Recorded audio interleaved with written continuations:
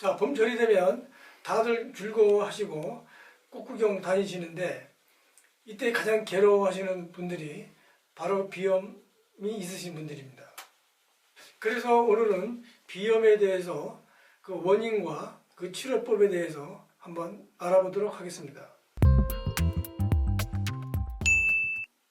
네, 그럼 먼저 그 코의 기능을 볼 것 같으면 코가 단순하게 공기만 들어왔다 나갔다 하는 그런 기대에 해당되는 것이 아니라 그 들어오는 공기를 따뜻하게 또 습도까지 조절을 해서 폐까지 전달해주는 그런 기능도 있고요. 또 다른 하나는 우리 인체는 머리는 차야 되고 가슴은 시원해야 되고 배는 따뜻하게 해야지 우리 몸이 건강한 상태를 유지할 수 있는데요.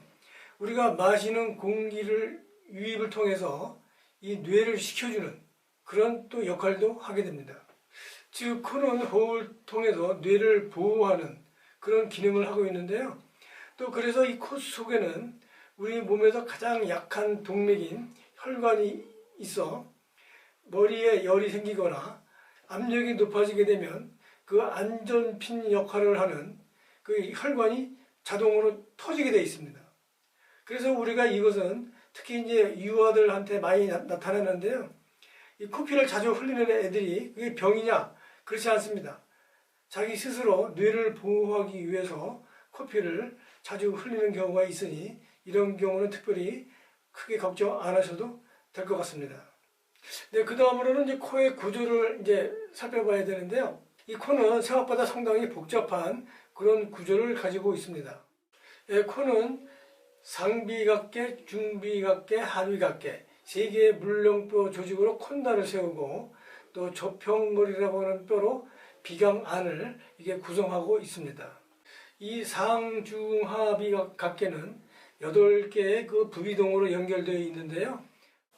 이 부비동은 공기의 온도, 습도, 또 정화를 시키면서 또 이 우리가 이 발성할 때 음성에 도움을 주는 그런 역할을 합니다.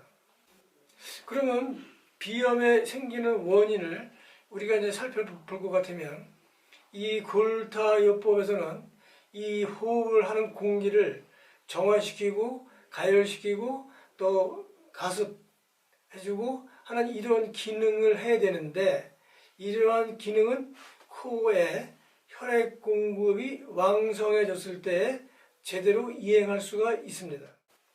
그런데 이 코로 오는 신경이 목뼈 3번에서 갈라져 나오는데 이 신경이 눌리게 되면 코에 혈액 공급이 저하되어 지금 말씀드린 그런 기능을 제대로 할 수가 없습니다. 그래서 비염이 일어나는 첫 번째 원인은 목뼈 3번에서 갈라져 나온 신경의 눌림이 되는 것이고요. 그 눌림 현상이 계속 지속이 되는 경우에는 부비동의 조직 변화가 일어나게 되어 있습니다.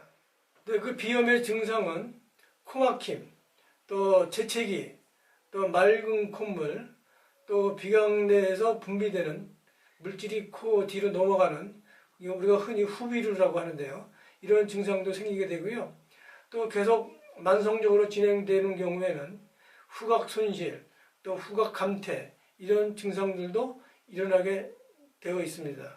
근데 이상과 같이 코의 기능, 구조, 증상 등을 알아봤고요. 또 이 비염 치료는 다양한 치료법이 있는데 또 여기에 대해서도 알아보도록 하겠습니다. 네, 비염 치료의 그 첫 번째는 그 무엇보다도 목에서 빠져나와 코로 향하는 신경에 대한 눌림 현상을 제일 먼저 해결하는 것입니다. 그래서 골타요법에서는 경추를 전체적으로 교정을 한 후 코로 향하는 신경이 있는 경추 3번, 4번 뼈를 집중적으로 교정을 합니다. 네, 그 두 번째 치료로는 그 코의 혈액 공급이 오랜 시간 동안 공급이 안 되게 되면 부비동 주위의 조직에 변화가 생기는데 주로 빨갛게 앵두처럼 부어 오르는 것을 이 비경으로 보게 되면 확인할 수가 있습니다. 그러면 이 비경으로 확인된 그 앵두 같은 종창을 이 침을 이용을 해서 약간의 사열을 하게 되면 코도 시원해지고 그 종창도 가라앉게 됩니다. 근데 그 세 번째 치료가 이제 하비도 치료라 그래서 이 긴 면봉을 이용을 해서 한약으로 만든 염증 제거제를 하비도 부분에다가 깊숙이 넣어주는 겁니다. 마치 코로나 검사할 때와 같은 그런 방법으로 시행하고 있습니다. 네, 그 네 번째 치료는 이제 약침 치료라고 해서 코 주위에 있는 그 혈도를 열어주는 역할을 하게 되는데요. 코 주위에 이제 앞통점이라든지 아니면 이제 영양열 같은 코와 깊숙이 관계된 그런 혈자리를 찾아서 이 약침을 놓게 됩니다.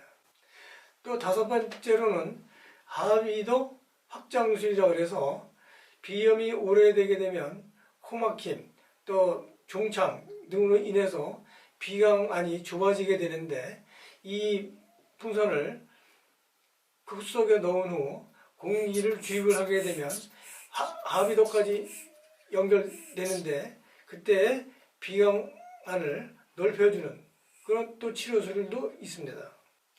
또 여섯 번째 치료로는 우리가 이 비강안을 구성하는 뼈 중에 하나가 저평골이라고 있는데 그 저평골을 교정을 해서 비강안을 정상화시켜주는 그런 또 교정법도 있습니다.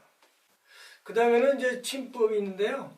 이제 하나는 이제 항민열 치료법이라고 해서 침 한 대를 딱 놓는데 이 침법은 북경에서 비염을 제일 잘 고친다라고 하는 당대의 그 명인이 잘 사용했다라고 하는 혈자리에다가 자침을 하는 그런 법이 하나 있고요. 또 이 배꼽 주위에다가 침을 놔서 그 면역력을 항진시키는 또 그런 치료도 같이 병행하고 있습니다. 근데 또 이상과 같이 치료법에 대해서 알아보았고요. 또 우리가 혼자서 할 수 있는 그 자가 치료 방법이라고 할까요? 또 그 방법도 있는데요. 거기에 그 첫 번째가 그 침을 삼키거나 이 물을 마실 때 이게 꿀꺽 하고 마시는 겁니다. 그리고 넘기는 겁니다. 그렇게 넘기게 되면 이 코의 압력을 증가시켜서 부비동의 순환을 도와주는 그런 물리적인 치료다 이게 말씀드릴 수 있겠습니다. 그 다음으로는 참 중요하다고 볼 수가 있는데요. 우리가 이 공기를 마실 때 입을 열고 숨을 쉬는 거하고 입을 다물고 숨을 쉬는 거하고 이 코 속에 들어가는 공기의 그 압력이 많이 달라집니다. 당연히 입을 다물고 호흡을 하는 것이 코 속에 공기의 흐름의 압력이 높아지겠습니다. 그렇게 하기 위해서는 우리가 가장 문제가 되는 게 잠을 잘 때 이 입을 열고 자는 경우가 대부분이거든요. 그래서 잠을 잘 때 입을 테이프로 막고 자는 것입니다. 우리가 이게 스포츠 테이프를 이제 구입을 하셔서 자기 입 사이즈에 맞게 이걸 만드신 다음에 잠 드시기 전에 이걸 갖다가 그 입에다가 붙이고 이제 잠을 자는 건데요. 한번 시범을 보이겠습니다. 자, 이 테이프를 할 때는 입을 연 상태로 붙이시는 게 아니라 입을 갖다 좀 이렇게 오므린 다음에 이렇게 붙이고 주무시면 됩니다. 이렇게 주무실 때 입에 테이프를 붙이고 자면 불편하지 않느냐 말씀하시는데요. 아마 처음에 2, 3일은 좀 불편할 수 있는데 그걸 잘 이겨내시고 꼭 붙이고 주무시도록 하시면 비염 치료에 많은 도움이 될 거라 생각합니다. 네, 다음 시간에는 두통으로 진통제를 상복하시는 분들이 많으신데요. 그 만성 두통에 대해서 또 알아보는 시간을 갖도록 하겠습니다.